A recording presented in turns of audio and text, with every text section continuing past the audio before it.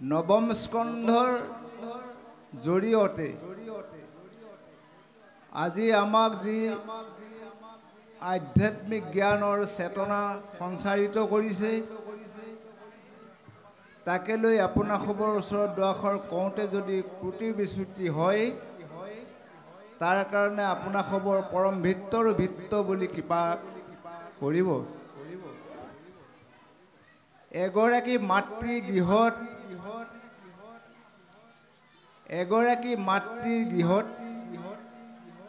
প্ৰভু শ্ৰীৰামচন্দ্ৰ ঈশ্বৰৰ পূৰ্ণ কলা যাক ও জানা শ্ৰীৰাম নাম নিজ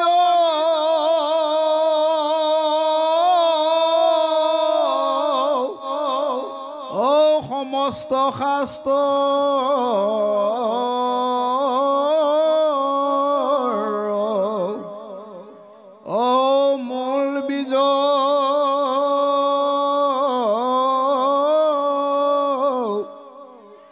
সঞ্জীৱনী পাই যাৰ নেপবেশ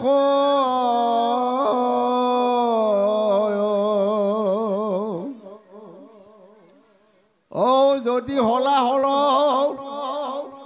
পান কৰে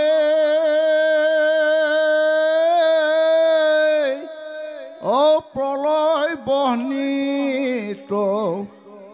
যদি পৰে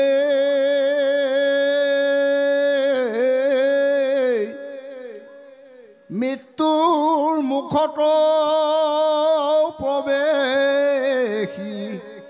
নাহি ভয়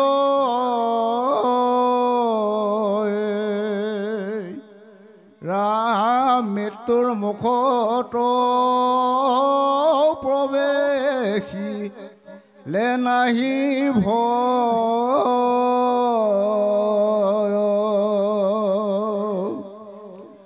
ৰজা দশৰথৰ কথা ওলাই আছে।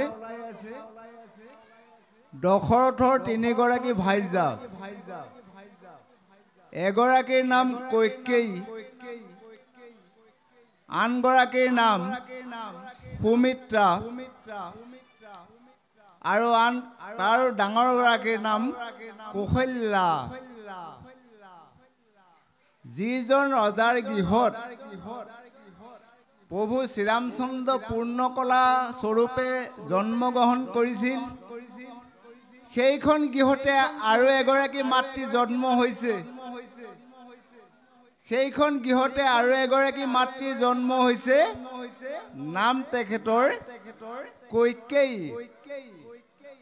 কৈকেয়ীৰ মনৰ ভাৱ ভাগৱতৰ নৱম স্কন্ধৰ যোগেদি প্ৰকাশিত কৰিছে। কৈকেয়ীৰ এটাই মনোভাৱ যে মোৰ ল'ৰাটোৱেই সৰ্বস্ব হওক। কৈকেয়ীৰ মনোভাৱ যে মোৰ ল'ৰা ভৰতেই সৰ্বশ্ৰেষ্ঠ ৰজা হওক, পৃথিৱীৰ একচ্ছত্ৰী সম্পত্তিৰ অধিকাৰী হওক। কাৰ কাৰণে কামনা কৰিছে? নিজৰ ল'ৰা ভৰতৰ কাৰণে। ৰাম বনলৈ যাওক, লক্ষ্মণ বনলৈ যাওক, লগত সীতাই জানকী বনলৈ যাওক। তেওঁ কি ভাবিছে? যে মোৰ ল'ৰা ভৰত একচ্ছত্ৰী প্ৰতি ৰজা হওক। ক'ত? অযোধ্যাত। অযোধ্যা মানে কি? যিখন নগৰত যুদ্ধৰ নাম মাত্ৰ নাই, যিখন ৰাজ্যত যুদ্ধৰ নাম মাত্ৰ নাই, সেই ৰাজ্যখনৰ নাম অযোধ্যা। আজি আমাৰ এইখন অযোধ্যা হয় নহয়? পৃথিৱীত এনেকুৱা এখন জিলা আছেনে যিখন জিলাত গোটেই মানুহবিলাকৰ মুখ একেই? পৃথিৱীত এনে এখন ৰাজ্য আছেনে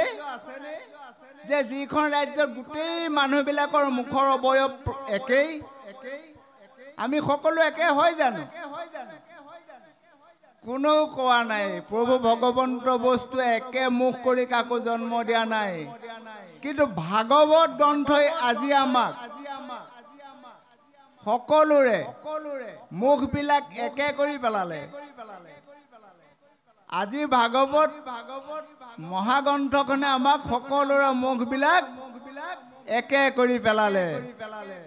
ইজনে সিজনে চাওকচোন বাৰু মিলে নেকি মুখবিলাক মিলিছে নেকি মুখ নাই মিলা কোনেও কাৰো কেতিয়াও কোনো কালে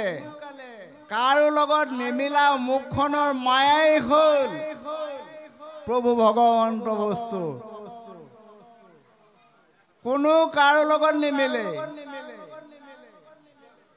মিলিছে নেকি চাওকচোন আপোনালোকে আজিও সুবিধা আছে যদি মিলিছে ক'ব বোলে আমি দুজন একে মিলিছে নে নাই মিলা কিন্তু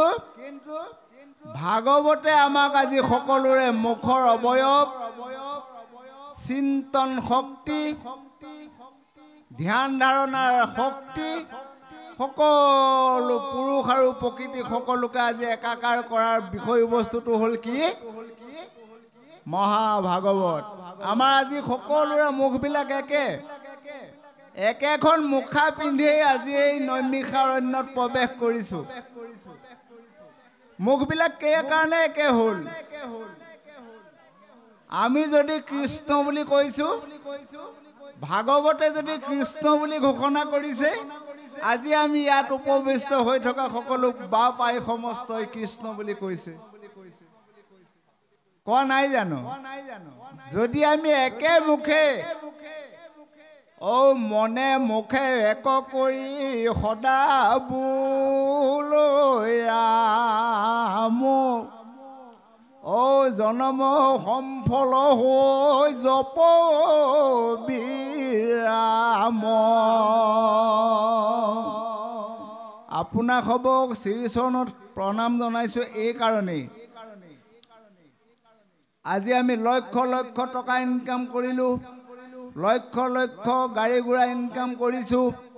চিন্তন সদায় বেলেগ ইয়াত আমি যিকোনো সময় বহি আছোঁ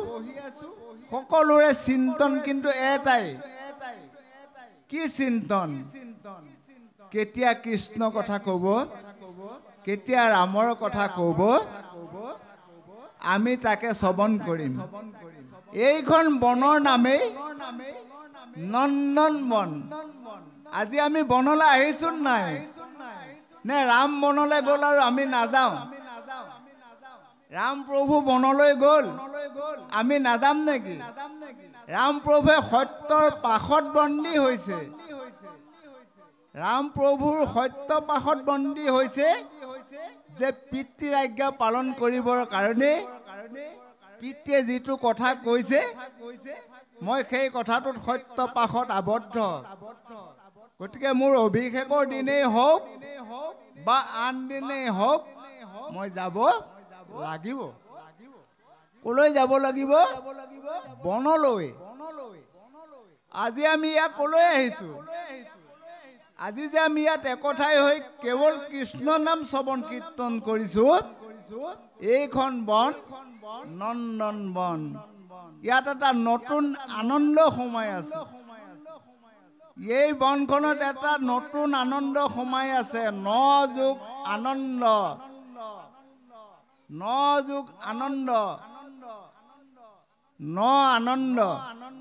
আৰু নন্দন নতুন আনন্দলৈ যোনে ৰমণ কৰে নতুন আনন্দৰ দ্বাৰা যোনে মানৱ জীৱন যাপন কৰে সেই বনখনৰ নাম নন্দন বন নন্দন বনৰ জৰিয়তে আমি কি পাম নন্দন বনৰ জৰিয়তে আমি কি পাম এই বনখনৰ যোগেদি আমি গুধিক আৰু পুষ্পভাগে দেখি অদ্যাপি গুধিক আৰু পুষ্পভাগে দেখি অদ্যাপি ধ্ৰুৱ য'ত আছে আমি তাত যাম প্ৰহ্লাদ য'ত আছে আমি সেই জেগা যাম আচ্ছা গুৱাহাটী যাবলৈ হ'লে আমি টমটমত উঠিম নেকি আমাৰ যাত্ৰা বহুত দীঘলীয়া আমি যদি গুৱাহাটী যাত্ৰা কৰিব লাগে তেতিয়া আমি চাৰ্জ দিয়া টমটমখনত কেতিয়াও নুঠো যদি কোনোবা উঠিছে তেওঁ ভুল ভাবি উঠিছে সেইখন টমটম অতি টানে গ'লে হাৱাজানতে চাৰ্জ নাইকিয়া হ'ব সেই টমটমখনত যদি উঠি পেলাই গুৱাহাটীত যাম বুলি এতিয়াও কোনোবাই ভাবিছে যে এই ভাগৱত অনুষ্ঠানলৈ আহিলে মোৰ পুণ্য ক্ষয় হ'ব এনেকে বুলি যদি এতিয়াও কোনোবাই ভাবি আছে তেওঁ তেতিয়াহ'লে সেই টমটমৰ যাত্ৰী টমটমখন গৈ মাধৱপুৰতে চাৰ্জ নাইকিয়া হ'ব গৈ কি বুলি ক'ব যে মোৰ টমটম গুৱাহাটী নাযায় মোৰ চাৰ্জ শেষ হ'ল এতিয়াও যদি আমাৰ ভকতসকলৰ মাজত শ্ৰৱণ কীৰ্তন অৰ্চন বন্দন পদন আত্মা নিবেদন আমি শ্ৰৱণ কীৰ্তন অৰ্চন বন্দন দাস্য সখিত পদন সেৱন লগতে আত্মনিবেদন আমি আত্মনিবেদন মানে তুমি সেৱা যদি মোক ধৰা ময়ো ধৰিম তুমি যদি মোক সেৱা ধৰা আমাক যদি সেৱা ধৰা আমিও তোমাক সেৱা ধৰিম চাব কৃষ্ণ মন্ত্ৰ যাৰ মুখত নাই কৃষ্ণ মন্ত্ৰ যিজন বৈষ্ণৱৰ মুখত নাই তেখেতক আপুনি যদি ৰাম বুলি কয় তেখেতে আপোনাক উভতাই একো নকয় তেখেতে কি ক'ব আপুনি ক'ব ৰাম ৰাম কোনফালে যায় তেখেতে ক'ব নাৰায়ণপুৰলৈ যাওঁ তেখেতে কিন্তু উভতাই আপোনাক একো নকয় গতিকে আপুনি সেইজন ব্যক্তিৰ ওচৰত ৰাম নামৰ মন্ত্ৰ ভাগি উচ্চাৰিত কৰি কিবা লাভ হ'ল জানো আপোনাকতো একো উত্তৰ নিদিল গতিকে আমি আজি এই বনখনত উপবিষ্ট হৈ এনে এটা জেগালৈ যাওঁ যিটো যাতে জন্ম আমাৰ আকৌ হ'ব নালাগে পৃথিৱীত যাতে আমি আকৌ জন্ম পাব নালাগে সেয়েহে আমি তৰি যাওঁ ভাগৱত এই কাৰণেই শুনিব লাগে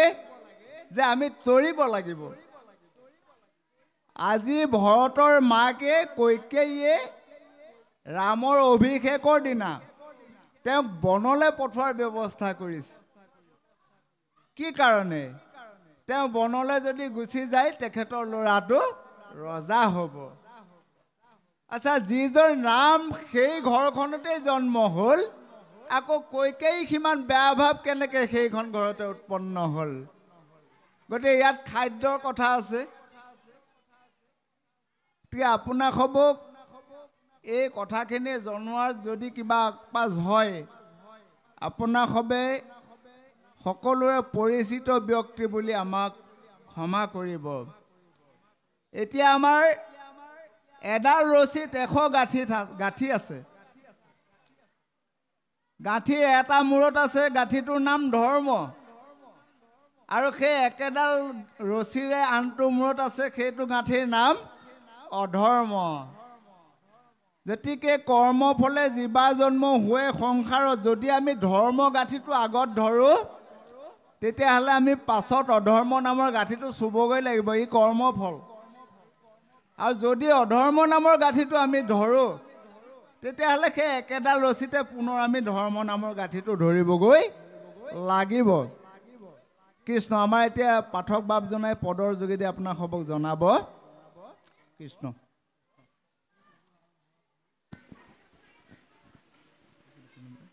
হে ৰাম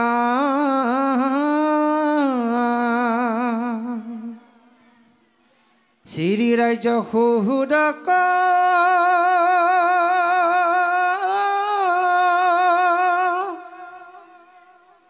সমস্তে এৰিলা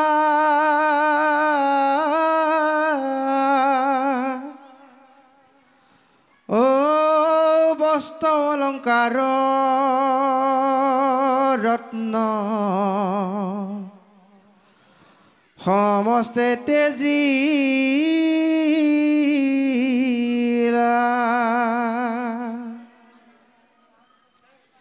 বিষয়ৰ সংগ এৰা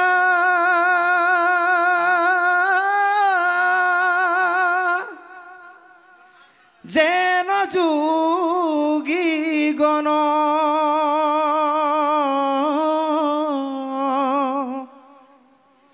ও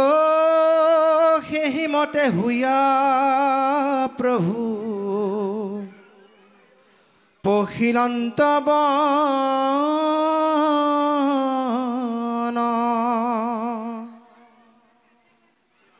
ৰাৱণৰ ভগ্নিককো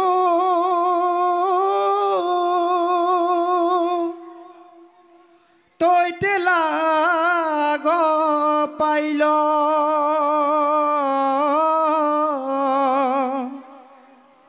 ও ৰামক সম্বন্ধি তাই বাক্য পুৰুজাইল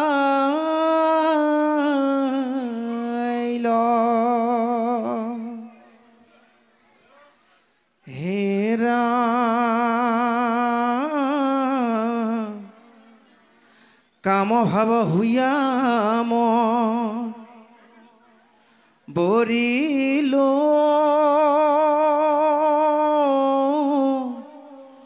তোমাক ৰামে শুনিলন্ত পাছে ৰাক্ষসীৰ বাক বুলিলন্ত তেৱে মোৰ তুতকা জনাই সীতাক দেখিয়া তাই মনত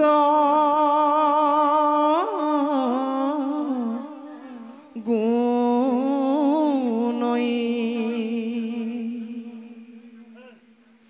এইৰ নিমিত্তে সিটো মুকন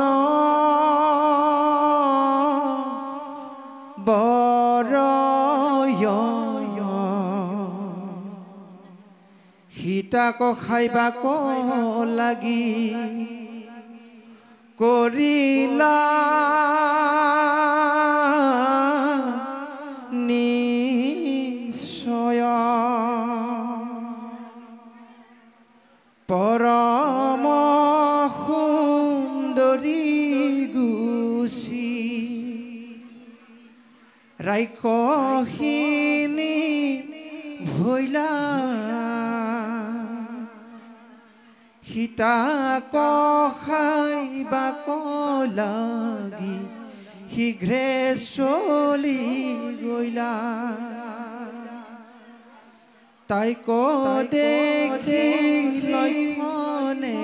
কাটিলা নাক কাণ খৰ দুখনত পাছে তাই দিলা জান নিশ খৰাই কমানে খেদিয়া আখিলা চৈধ্যয় সহস্ৰ সবাকো মাৰিলা সুপনখা গয়া বসে ৰাৱণ তকৈল সীতাৰ পোক শুনি কামাটো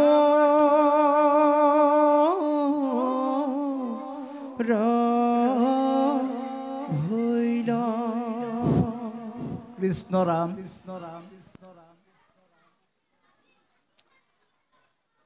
এতিয়া পদৰ যোগেদি আমি পোৱা গৈছে প্ৰভু ভগৱন্ত বস্তু শ্ৰীৰামচন্দ্ৰ কৈকেয়ীৰ যিটো বৰ লৈছে কৈকেয়ী বৰৰ সিদ্ধান্ত মতে পিতৃ দশৰথৰ সিদ্ধান্ত মতে তেওঁ বনলৈ যোৱাটো থিৰাং কৰিলে যিজন ৰজাই যিজন ৰাম দশৰথৰ পুত্ৰ অযোধ্যাৰ ৰজাৰ দশৰথৰ ল'ৰা ৰাম প্ৰভু ইমান সুন্দৰ শ্ৰীৰামচন্দ্ৰ পাছত কি হৈছেগৈ বনলৈ যোৱাৰ সময়ত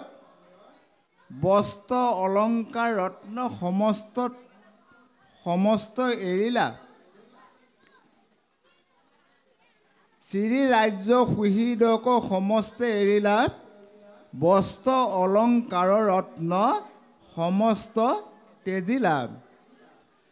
তেওঁ বনলৈ যোৱাৰ সময়খিনিত তেওঁ পিন্ধি থকা আৱৰণবিলাক তেওঁ ৰাজ্যত পিন্ধি থকা আৱৰণবিলাক সলকাই ল'লে সলকাই লোৱাৰ পাছত বনলৈ যোৱাৰ সিদ্ধান্ত কৰিলে বনত গ'লে ৰাজ পোছাকবোৰ নালাগে বুলি ৰাম প্ৰভুৱে থিৰাং কৰিলে যদি বনলৈ যাওঁতে ৰাজ্যত পিন্ধি থকা পোছাক পৰিচ্ছদৰ কাম নাই এতিয়া আমিও আজি ভাগৱত মহাভাগৱত চৈতন্য হৈ থকা সমাজখনত আজিও চাগে আমাৰ সেই ৰাম প্ৰভুৰ যেনেকৈ বস্ত্ৰ অলংকাৰবিলাক বনত কাম নাইকিয়া হৈছে আমাৰো চাগে আজি কাম কোট লোভ মোহ দম্ভ দ্বেষ অহংকাৰ ঈৰ্ষা অসূয়া তিৰস্কাৰ এই 16টা সন্তান চাগে আমি গোহালি ঘৰত এৰি থৈ আহিছোঁ নহয়নে আজিও আমি লোভ মোহ কাম কোট দম্ভ দ্বেষ অহংকাৰ ঈৰ্ষা অসূয়া তিৰস্কাৰ এই 16টা ল'ৰা ছোৱালীক আমি ক'ত বান্ধি থৈ আহিছোঁ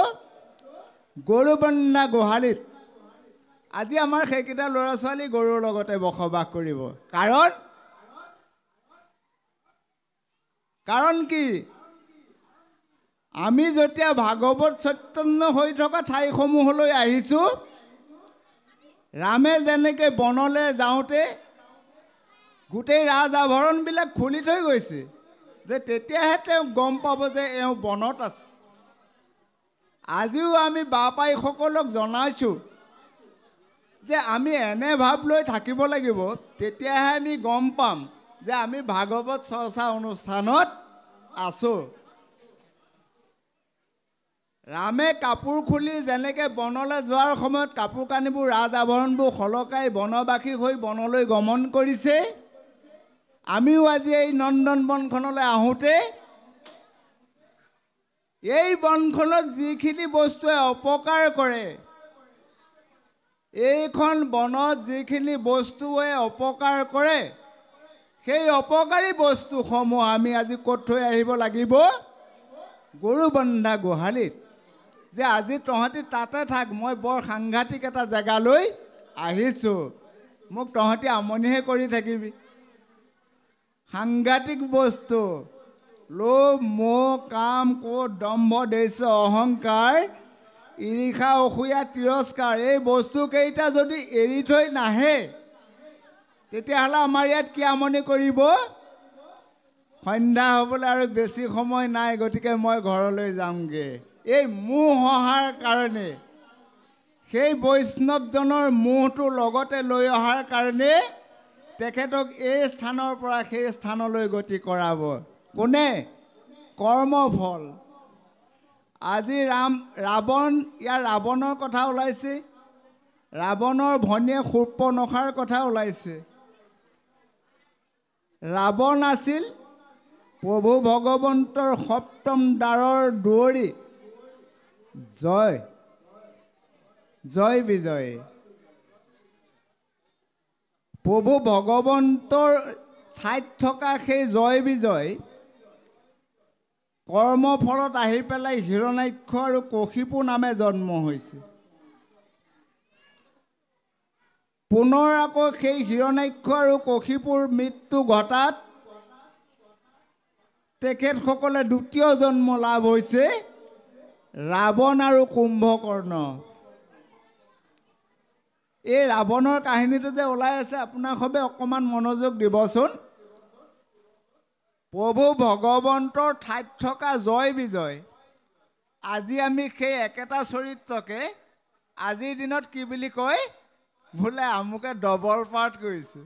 আজিৰ দিনত ডবল পাৰ্ট বুলি কয় নহয়নে চিৰিয়েলবিলাকত কয় নকয় বোলে আমুকে ডবল পাৰ্ট কৰিছে এইটো ডবল পাৰ্ট প্ৰথম পাৰ্টটোত আছিলে তেখেত জয় বিজয় বেয়া কৰ্ম কৰি গ'ল কৰাৰ কাৰণত আকৌ পাছত হৈ গ'ল হিৰণ্যাক্ষ আৰু হিৰণ্যকশিপু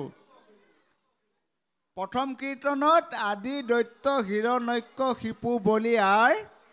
নৰসিংহ ৰূপে হিয়া বিদাৰিলা তাৰ হিয়াখন বিদাৰিলে আৰু বেলেগ জেগা নাপালে নেকি নৰসিংহ প্ৰভুজনাই হিয়াখন যে বিদাৰিলে তেটো চেপা দিও মাৰিব পাৰিলেহেঁতেন দেখোন কাৰণটো কি ও হিয়াৰ মাজে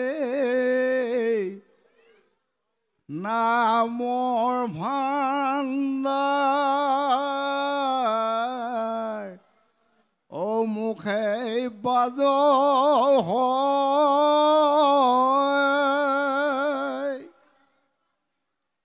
ও ৰাম নামে মৰণ আমাৰে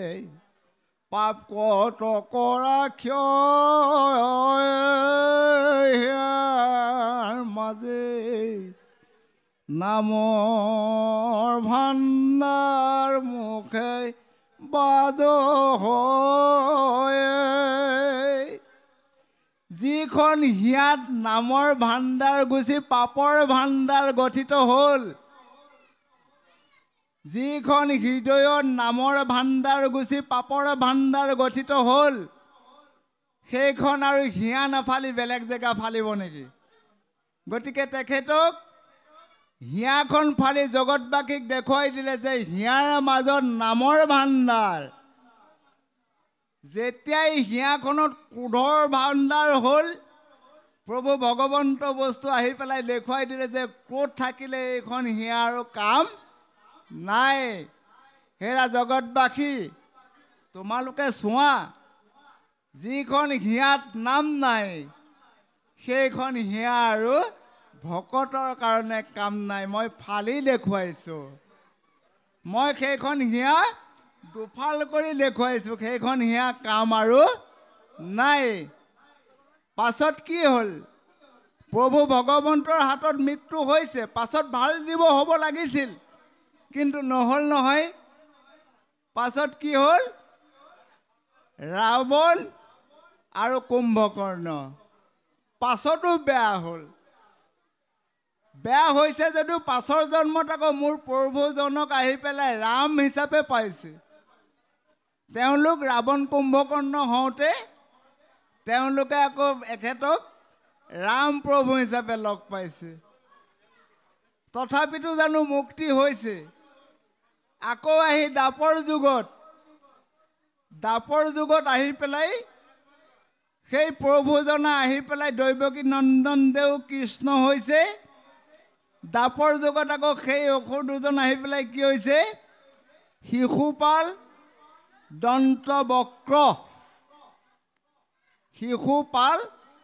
দন্তবক্ৰ গতিকে আজি আমি ভাবিছোঁ যে গোটেই বেয়া বস্তুখিনি একেদিনে এৰিব নোৱাৰিলেও এই ভাগৱত অনুষ্ঠান গীতা অনুষ্ঠান ঘোষা চক্ৰবিলাকত লাহে লাহে আমি এৰাৰ চেষ্টা কৰোঁ কৈকেয়ীৰ ভাৱবোৰ যাতে মনলৈ নাহক যে মই ৰামক বনলৈ দিছোঁ আৰু মোৰ ভৰত ৰজা হওক এনেকুৱা ভাৱবোৰ যাতে ভকতীয়া সমাজত প্ৰচাৰ নহওক তাৰ কাৰণে আজি ভাগৱতে আমাক সিদ্ধান্ত দিছে বিষয়ৰ সংগ এৰা যেন যোগীগণ যোগী হ'বলৈ হ'লে বিষয়ৰ সংগ এৰিব লাগিব সেই মতে হুয়া প্ৰভু পখিল অন্তবন গতিকে আমি যদি নামলৈ আহোঁতে ঈশ্বৰ কৃষ্ণ কথা চিন্তন কৰি থকাৰ সময়ছোৱাত আমাৰ মায়া চিন্তন আহে তেতিয়াহ'লে আমাৰো প্ৰভুসকল হিয়া ফালিবলৈ আৰু বেছি দিন প্ৰভুৰ কাৰণে নাথাকিব আমাৰ যদি ঈশ্বৰ চিন্তন কৰি থাকোঁতে যদি গ্ৰাম্য কথা আহি থাকে বেলেগ চিন্তন আহি থাকে তেতিয়াহ'লে প্ৰভু ভগৱন্তই আমাৰ কাৰণে নৰসিংহ ৰূপ ল'বলৈ আৰু বেছি দিন নালাগিব। আমি খালি বুকুখন উলিয়াই থ'ব লাগে, তেখেতে আহি পেলাই সোনকালে পোৱাকে। এনে বাৰু এতিয়া ৰাৱণৰ সেই ভনীয়েকজনী গৈছে শূৰ্পণখা। ইয়াত ডাঙৰ এটা কথা হৈছে, ৰাক্ষসৰ বংশতে জন্ম লাভ কৰি সেই ভনীয়েকজনীয়ে কোনো কৃষ্ণৰ লগত সম্পৰ্ক নাথাকে, তেওঁ যেতিয়া ৰামৰ মুখামুখি হ'ব পাৰিছে, একেবাৰে ৰাক্ষস কুলত জন্ম লোৱা ৰাৱণৰ ভনীয়েকগৰাকী আহি যদি ৰামৰ মুখামুখি হ'ব পাৰে, তেতিয়াহ'লে আমি 40 বছৰ এনেকুৱা ধৰ্ম অনুষ্ঠানত ঘূৰি ফুৰিলে আমাৰ চাগে নিশ্চয় ঈশ্বৰৰ মুখামুখি হ'ব, আমাৰো ঈশ্বৰৰ মুখামুখি হ'ব, নহয়নে বাৰু? সেয়েহে আমাক লাগিব মনে মুখে এক কৰি সদা বোলা ৰাম, জনম সম্ফল হৈ জপ অবিৰাম। গতিকে ইমানখিনিকে কৈ আপোনাৰ খবৰ ওচৰৰ পৰা আমি বিদায় লৈছোঁ। সেই গুণসমূহ হৈছে কি? এক শৰণ হৰিনাম ধৰ্ম। গুণমালাত কৈ আছে, ইটো বিতুপন, ইটো বিতুপন, তাতকে ধুনীয়া নাই। অনলি ওৱান মানে মাত্ৰ ইটো বিতুপন, ধৰ্ম সনাতন, আকেশে কীৰ্তন কৰে সাধুজন। সনাতন ধৰ্মৰ গুণ চৰিত্ৰ যিজনে গায়, তাক কি বুলি কৈছে? আকেশে কীৰ্তন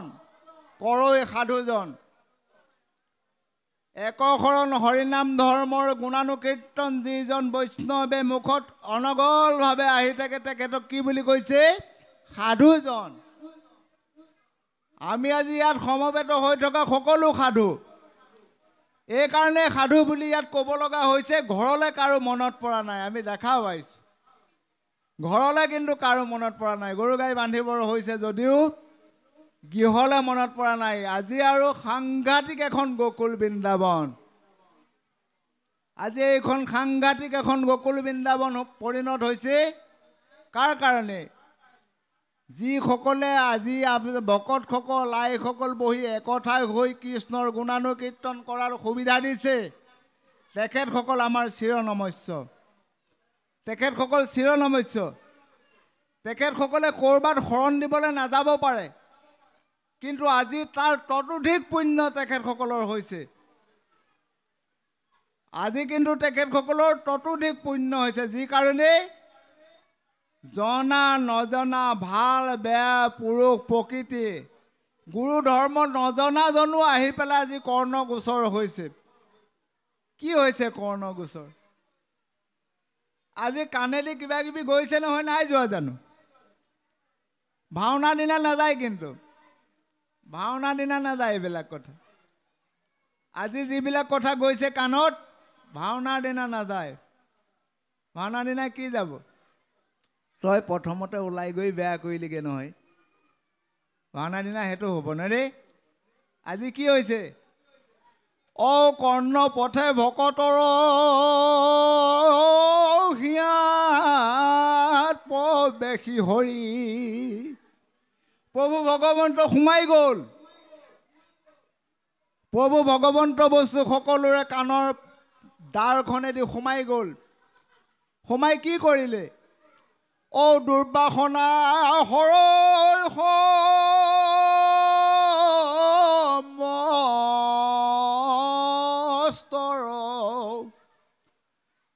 দেহৰ ভিতৰত থকা বেয়া ভাৱখিনি আজি উদংকে উলিয়াই পেলালে।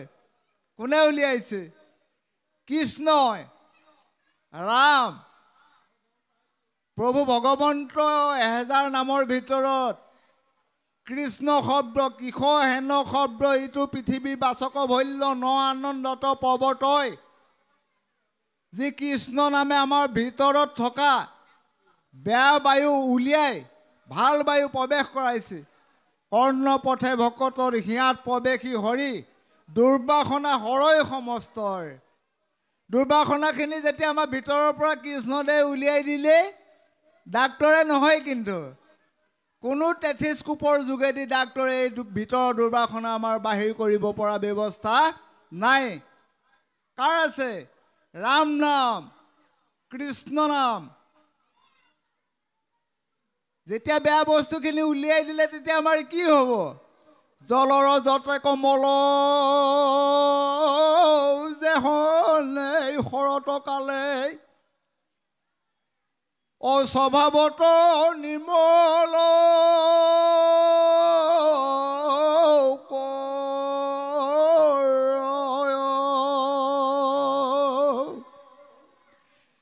ভিতৰৰ যেতিয়া বেয়া বস্তুখিনি আমাক বাহিৰ কৰি দিলে,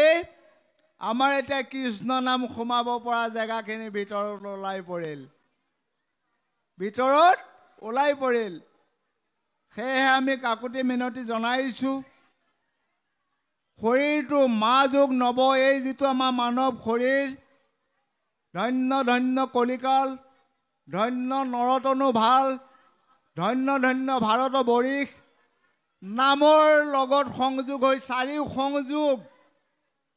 হৰি নাম কীৰ্তনত নাহি কাল দেশপাত্ৰ নিয়ম সংযম একো বিধি। গা ধুই লৈও গাব পাৰে নাম, ঔষধ চতু নাহি কিছু দুখ। প্ৰসৱ কৰিবলগীয়া আইগৰাকীও ৰাম বুলিব পাৰে, ইয়াৰ কোনো নীতি কাষ্টা নাই। এটা বস্তু আছে, যদি প্ৰসংগ কৰিব লাগে ভকতসকলৰ লগত তেতিয়াহ'লে নীতি কাষ্টা লাগে। এনেই আমি যদি মানস কীৰ্তনভাৱে কৰি ফুৰিব বিচাৰোঁ তেতিয়াহ'লে আমাৰ টাইম টেবুল কথা নাই। গা ধুলেও আমি ৰাম বুলি ক'ব পাৰোঁ, নোধোৱাকৈও ৰাম বুলি ক'ব পাৰোঁ। মাধৱপুৰ গুৰুজনাই লিখিছে, হৰি নাম কীৰ্তনত নাহি কাল দেশ পাত্ৰ নিয়ম সংযম একো বিধি। ৰাম বুলি ক'বলগীয়া আমাৰ দুখ পাবলগীয়া কোনো কথা নাই। সেইকাৰণে আমি এটা সিদ্ধান্ত গ্ৰহণ কৰিম যে ৰাম ৰাম আমুকটো দিয়কচোন, ৰাম ৰাম বাপ কোনফালে যায়, ৰাম ৰাম আইগৰাকী কেনি যায়গৈ, আপোনাৰ সব্বা ক'ৰ পৰা অহা হ'ল। আমি বাক্যও শিকিবলগীয়া আছে, আমি আজিৰ তাৰিখলৈকে বাক্য শিকিবলগীয়া আছে। এক নামৰ হ'লেও কি হ'ল, বাক্য বেয়া। কুলি চৰাই যেতিয়া আপোনালোকে দেখিব, এজনী কুলি চৰাই যেতিয়া দেখিব মনত ভাৱ হ'ব যে ইমান ক'লা চৰাইটোৰ মাত ইমান সুন্দৰ কেনেকৈ, ইমান কুলসিত কালাৰৰ যিটো চৰাই, ব্লেক কালাৰ যিটো চৰাই ছাঁ পৃথিৱীত নপৰে, যিমান লাইট জ্বলাওক সিমান সুন্দৰ মাত দিয়ে শুনিছে। এতিয়া আমি কিন্তু ভকতীয়া মাত কথাবোৰ শিকিবৰ আমাৰ সময় হ'ল। আমাৰ গাঁৱলৈ যদি আজি দূৰণিৰ কোনোবা নামাচাৰ্য এজন আহে, আহি যদি সোধে বাপজন আমুক বাপৰ ঘৰ কোনটো, তেতিয়া যদি আমি কওঁ যে আপুনি যাৰ ঘৰলৈ আহিছে তাত যাওক, মোক সুধি কি লাভ আছে, তেতিয়া তেখেতে গৈ সেই ঠাইত প্ৰচাৰ কৰিবগৈ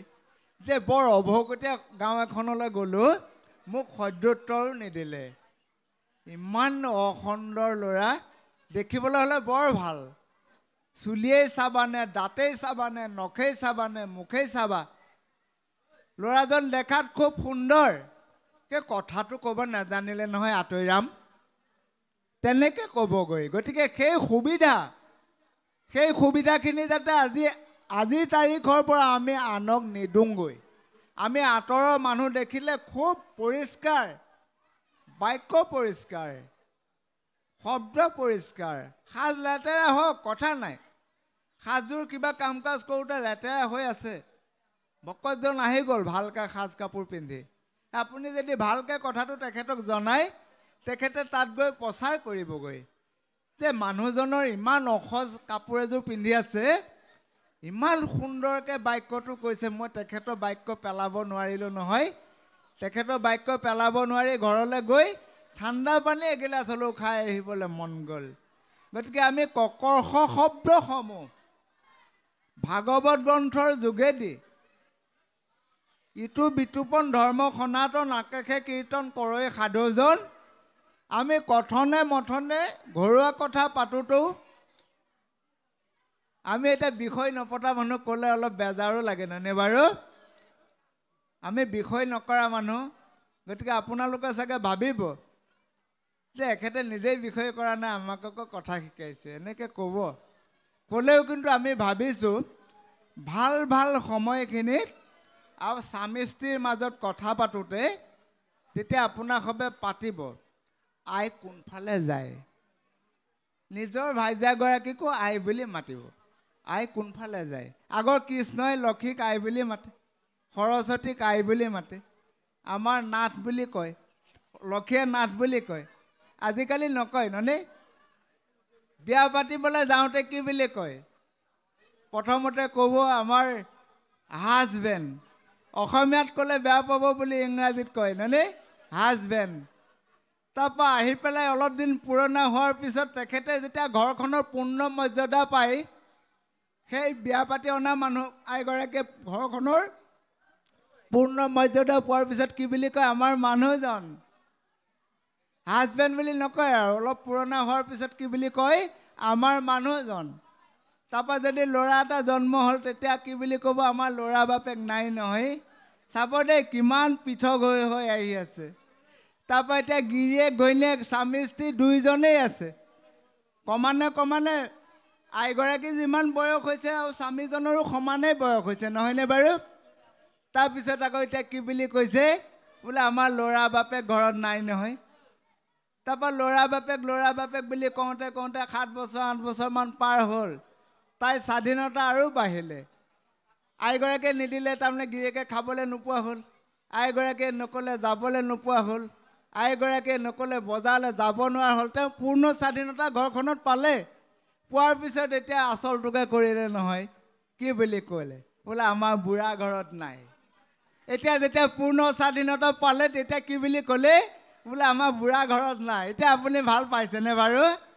হাজবেণ্ড বুলি কোৱাৰ পৰা গৈ স্বাধীনতা দিওঁতে প্ৰথম হাজবেণ্ড হ'ল তাৰপিছত ল'ৰাৰ বাপেক হ'ল তাৰপিছত আমাৰ মানুহজন হ'ল তাৰপিছত এতিয়া একেবাৰে গোটেই যেতিয়া সম্পূৰ্ণ স্বাধীনতা পাই গ'ল তাৰপিছত এতিয়া মানুহটোক সুধিলে কি বুলি ক'লে বোলে আমাৰ বুঢ়া ঘৰত নাই এতিয়া কচোন কি কৰ হয়নে গতিকে আমি দুইজন সম্বন্ধ আমি দুইজনে এইটো কাৰণেই কৰিব লাগে আই কোনফালে নাথ কোনফালে ভাই মুখে বোলা ৰাম হৃদয়ে ধৰা ৰূপ এতেকে মুকুতি পাইবা কহিলোঁ স্বৰূপ গতিকে আমি সংসাৰখন এনেধৰণে পাতোঁ যে আজি বহুত সুবিধা দিছে আজি মোৰ স্বামীজন ভাল কালিলৈ একো সুবিধা দিব পৰা নাই সেইদিনা বেয়া তেনেকুৱা ভাৱধাৰাবিলাক আমি এই আধ্যাত্মিক সমাজৰ যোগেদি এৰি পেলাই সেইদিনা যদি একো খাবলৈ আমাক দিব পৰা নাই যোগাৰ সেইদিনা দুইজনে দুটা গিলাচত ডাঙৰ 2 গিলাচ পানী খাব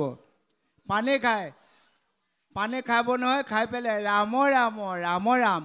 ৰাম ৰাম ৰাম ৰাম ৰাম ৰাম ৰাম ৰাম তুমিহে কৰাইছা আমি ইয়াকে খাম পানী 2 গিলাচ ল'ব লৈ পেলাই ক'ব ৰাম ৰাম ৰাম ৰাম ৰাম ৰাম ৰাম ৰাম ৰাম ৰাম ৰাম ৰাম তুমিহে কৰাইছা আমি ইয়াকে খাম এনেকৈ পেলাই দুইজনে 2 গিলাচ পানী খাই লাহেকৈ শয়ন কক্ষ যাব সেইখন সংসাৰৰ নাম পদ্মিনী সংসাৰ কৃষ্ণ হে ৰাম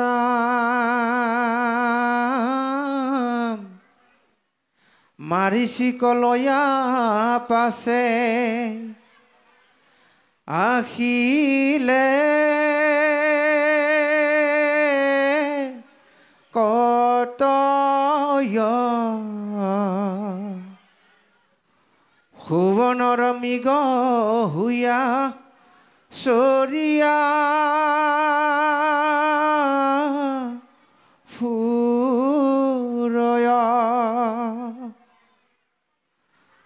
শুনা সভাসদ মহা ভাগৱ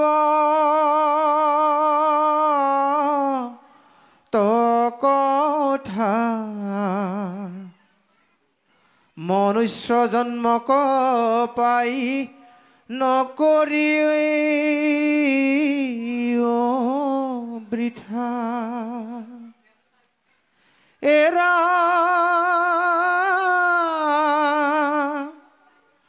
হৰি নাম লইলে সুখে মুকুতি কপায় পৰম বৈকুণ্ঠ সুখ হাততে মিলয় হেন কলি যুগ মহা পৰম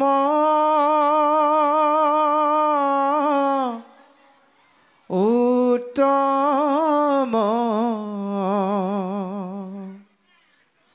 সত্য তেতা দাপৰেও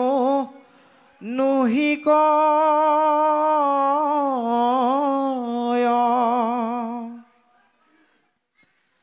জানিয়া যতনে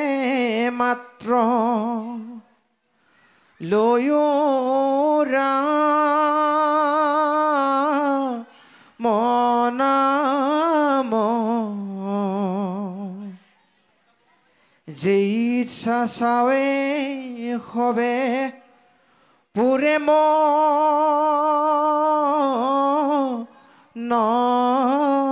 কাম ভাগৱত শাস্ত্ৰ সম নাহি কয় আন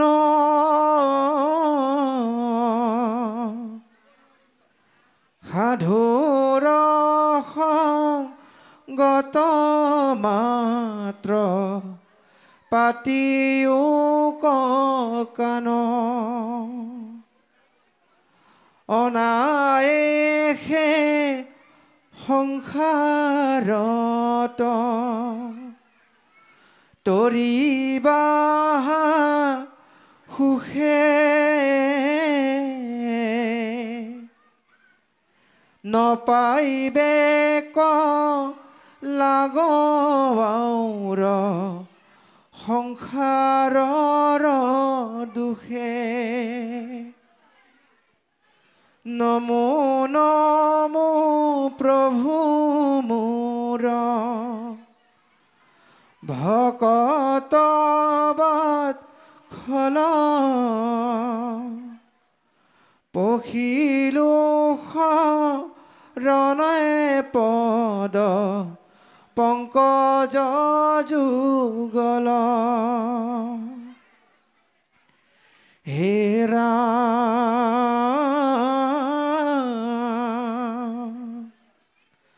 বনৰ পশু কজিতো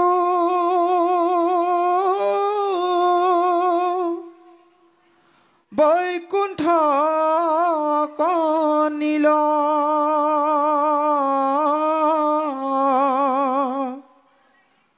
ও তোমাৰ সমান নাহি দেৱ দয়াশীল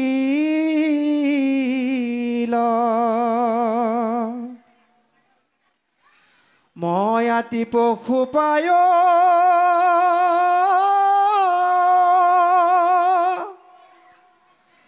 মহামায় ধাৰ্মিক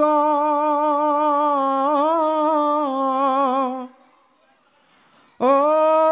কৰিও কত্ৰান এবে মই পাতে কি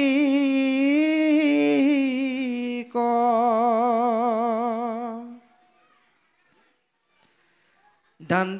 হাতে দান্তে তিন ধৰি কৰোঁ কাতৰ আৰু যেন নুহিউক সংসাৰ গোচৰ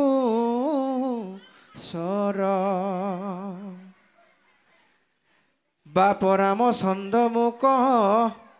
কৰিও কত্ৰাণ সংসাৰত তাপত পৰি কাম্পে মোৰ প্ৰাণ এৰাম ধন জন বন্ধু বাত নহিহ কমতি তোমাৰ বচনে মাত্ৰ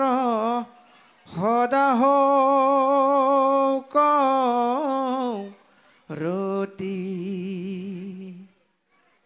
বদতি কেশৱ দাস আতিশী সুমতি কৃষ্ণ বাপ সমস্ত অধ্যায় পৰিছে ৰাম ৰাম বুলি হওক বৈকুণ্ঠ থিতি হৰি ৰাম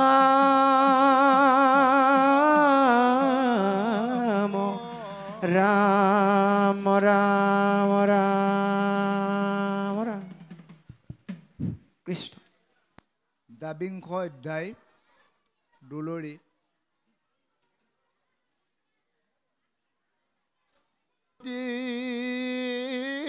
শুনি নৃপতি সীতা দেখিল তাক সুবৰ্ণৰ সম দেখি নিৰুপম অ ৰামক বুলিলাক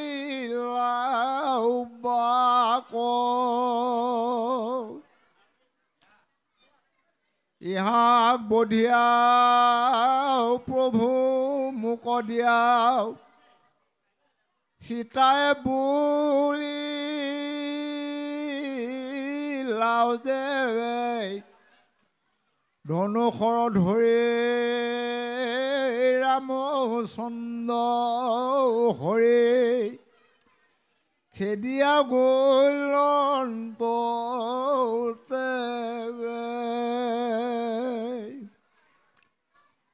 অ মাৰিছে দেখিল ৰামে খেদিয়াইল অ পলাইবে সিটো লাগিল এক পাতসৰে মাৰিয়া সত্তৰে মাৰিছ কৌশংহৰেল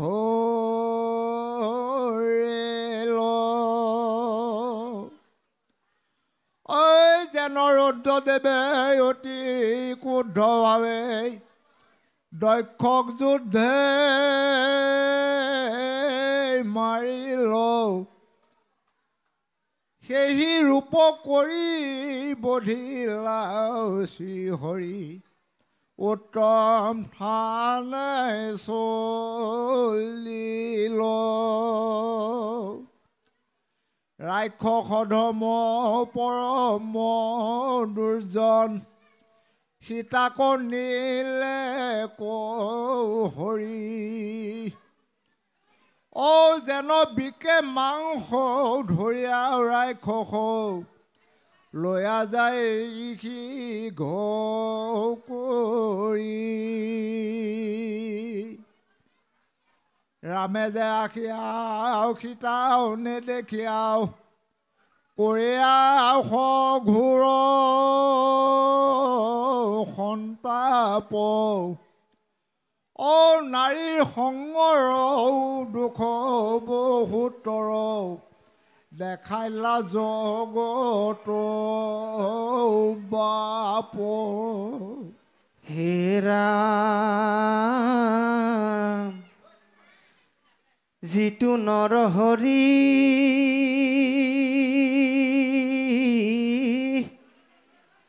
মহাশুদ্ধশয় নাৰীৰ সংগৱে ৰয়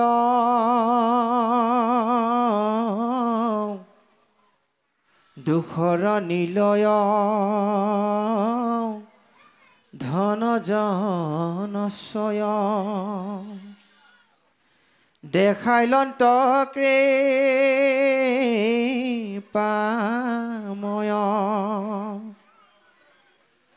এৰা লক্ষণ সহিতে ৰামদেৱে সৈতে বনত ফুৰা বিচাৰি দুৰ্জন ৰাৱণ কৰি ক্ৰোধ মন জটায়ু আছে মাৰি তাহাংক দেখিয়া ৰামচন্দ্ৰে গয়া কোলে তুলি পক্ষীৰাজ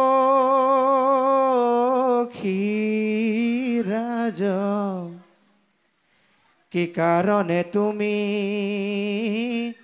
পৰিয়াছা ভূমি বন মাজে কিবা কাজ জটায়ু বলিলা পশাকছে দিলা দুজন ৰাৱণে মোৰ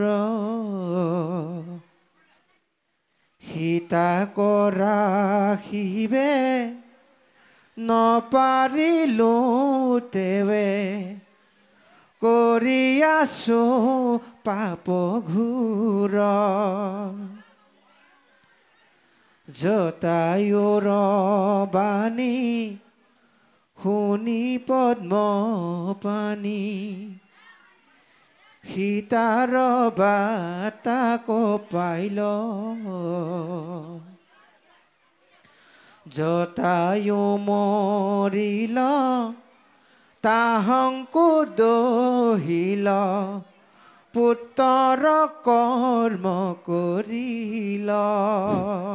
কৃষ্ণ ৰাম এই ভাগৱতৰ নৱম স্কন্ধৰ দ্বাৰা যিমানখিনি কথা আমাক জনাই আছে গোটেই কথাখিনি প্ৰভু শ্ৰীৰামচন্দ্ৰৰ যোগেদি আমাৰ নৰ সমাজক জনাই আছে সেই কথাখিনি হ'ল প্ৰভু শ্ৰীৰামচন্দ্ৰই